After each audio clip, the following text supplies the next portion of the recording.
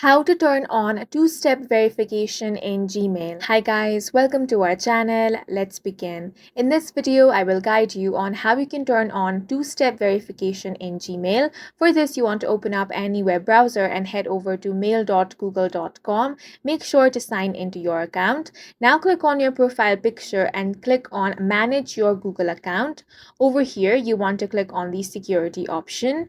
Now, you want to scroll down. Here, you will find the two-step verification option. As you can see, it is currently turned off. You want to click on this.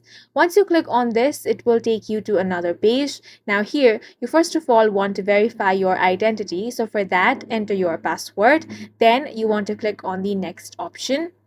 Now, when you turn on two-step verification, unless you're signing in with a passkey, you'll be asked to complete the most secure second step available on your account. Second steps are passkey and security keys, Google prompt, authenticator, phone number, backup codes. You can select whichever you want. Now click on the turn on two-step verification option.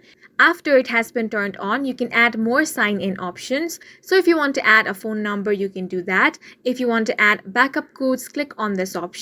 Your codes will now be displayed. You can either print them or download them. In the same way, you can also add passkeys and security keys over here.